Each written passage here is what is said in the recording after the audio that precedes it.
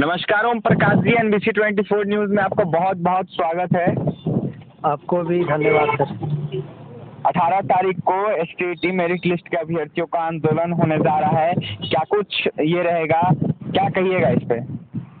देखिए 18 तारीख को जो आंदोलन होने जा रहा है हम लोग का सर, वो सरकार के नीतियों के खिलाफ आंदोलन होने जा रहा है और STT 19 का विज्ञापन निकालने के लिए आंदोलन हो रहा है बड़े तौर पे, क्योंकि सरकार जिस तरीका से मेरिट नॉट मेरिट में विद्यार्थियों को बांटकर ये 3 साल ऑलरेडी इस बहाली को होने का हो गया है, लेकिन सरकार इस पे कुछ भी संज्ञान नहीं ले रही है। और जब भी सरकार के आला अधिकारियों के पास हमारे साथी जाते हैं बातचीत करने, तो उनको गलत तरीका से व्यवहार करके भगा दिया जाता है और यहाँ तक ये कह दिया जाता है कि आप जाओ ना BPSC के परीक्षा पास करके आए हो क्या।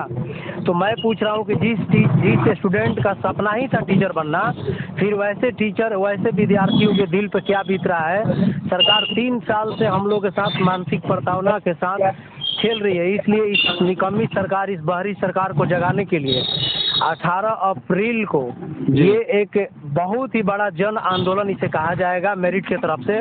और मैं इस बात से इग्नोर नहीं कर रहा हूँ, STT पर अंकों पर बहाली करने के लिए नॉन मेरिट भी हमारे साथ आ सकते हैं, इसमें कोई किसी तरह का कोई दिक्कत नहीं है, लेकिन विजन एक होना चाहिए कि STT के अंकों पर बहाली हो। इसलिए सरकार को हम खुली तौर पे जो है जगाना चाहते हैं सड़कों पर आकर, क्योंकि हमारे हाथ में तो कुछ है नहीं सर जी। तो ये चीज़ एक और मैं कह देना चाहता हूँ कि सरकार हम लोग को तो जो है अस्मिता के साथ खेली रही है, साथ साथ सर जब कोर्ट भी साथ न दे, न्यायालय भी साथ न दे, सरकार भी साथ न दे, सचिवालय का दौरा करने के बाद में भी हम लोग को जो है झूठी आश्वासन मिले, तो हम विद्यार्थी जाए तो कहाँ जाए सर? आप लोगों को मिल रहा है, पहले भी आश्वासन मिला था, कहा गया था कि अप्रैल माह के पहले हफ्ते में 7वें चरण की प्रक्रिया स्टार्ट होगी, लेकिन कहीं ना कहीं वह भी नहीं हो रही है, बस आश्वासन नहीं मिल रहा है। क्या कहिएगा ओम प्रकाश जी?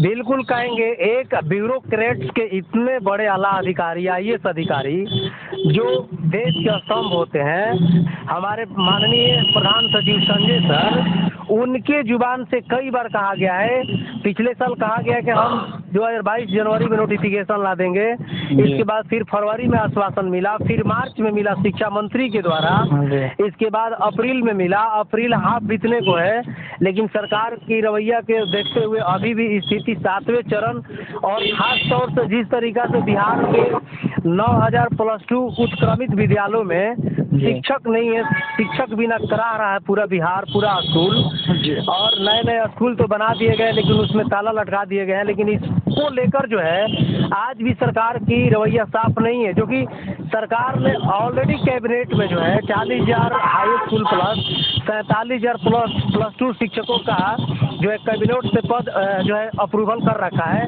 तो फिर सरकार ये छठा चरण के नाम से हम विद्यार्थियों को क्यों बरगला रही है? आखिर एक हम लोग को खुली आश्वासन नहीं चाहिए, हम लोग को लिखित आश्वासन चाहिए। आप एक लाइन में हम लोग को बोल दीजिए कि हम बहाली इस तारीख से शुरू करेंगे, हम लोग के मन में जो है शांति की स्थिति रहेगी। लेकिन अगर सरकार ऐसे नहीं कर रही है तो हम तो कहाँ जाएं? कभी कभी तो हमें ये लगता है कि हम बिहार जैसे राज्य में इतना पढ़े लिखे होकर हम गलत राज्य में पैदा ले लिए हैं, हमें यहाँ होना ही नहीं चाहिए था, क्योंकि जिस तरह से शिक्षा पे राजनीति क्यों होता है, मैं पूछ रहा हूँ। बीते दिनों बात कर लिया जाए ओम प्रकाश जी, तो ऑनलाइन मोड में ना हो कि ऑफलाइन मोड में जिस तरीके से हो रहा है उसको लेकर भी बातें निकल के आ रही थी, जिससे आप कैसे देखते हैं इसको और इससे आप क्या कहिएगा? इस पे हम स्पष्ट देखते हैं कि सरकार की नीति सही नहीं है, बहाली करने की मानता नहीं है, क्योंकि जिस तरीका से पिछले छठे चरण में 1200 नियोजन इकाइयों को कदाचार के आधार पर रद्द किया गया और अभी भी छठे चरण का बहुत सारा ऐसे नियोजन इकाई है जहाँ से उसका शिकायत रोज आ रहा है।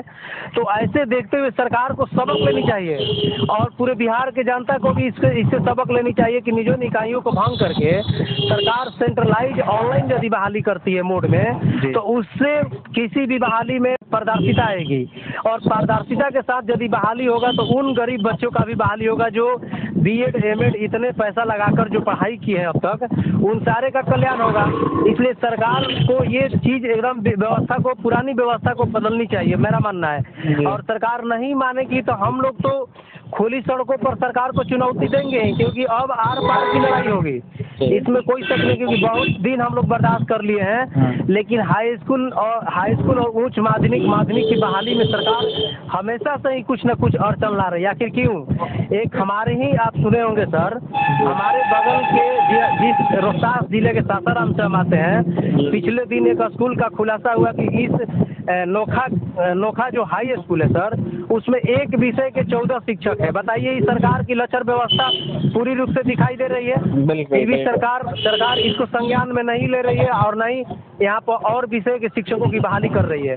तो कहीं ना कहीं ये व्यवस्था से हम लोग असंतुष्ट है और इसकी जितनी भी भर्त्सना किया जाए वो कम है। सरकार हमारे अस्मिता के साथ, मानवता के साथ, जीवन के साथ, भविष्य के साथ खिलवाड़ कर रही है। जी बिल्कुल बिल्कुल, देख सकते हैं आर पार की लड़ाई होगी अगर सरकार इन लोगों की, इन अभ्यर्थियों की बात नहीं सुनती है। तो मैं एक और बात कह देना चाहूँगा सर, थोड़ा सा केवल, कि मैं उन तमाम 30,675 मेरिट अभ्यर्थियों और जो नॉन मेरिट के अभ्यर्थी जो समझदार हैं, जो SCT के अंकों को बहाली चाहते हैं, वो 18 तारीख को SCT बचाओ, नोटिफिकेशन निकलवाओ आंदोलन को लेकर तत्पर रहे और बड़े से बड़े स्तर पे पटना पहुंचने का काम करेंगे। बिल्कुल बिल्कुल बिल्कुल, तमाम जो अभ्यर्थी हैं SCT के, चाहे मेरिट लिस्ट के हो चाहे नॉट मेरिट लिस्ट के हो, साथ में उतरे, क्योंकि लगातार ये लोग परेशान चल रहे हैं, प्रदर्शन कर रहे हैं, लेकिन सरकार बस आश्वासन दे रही है, अधिकारी जो है वो बस आश्वासन दे रहे हैं, बहालियाँ कहीं ना कहीं नहीं हो रही है, काफ़ी परेशान है।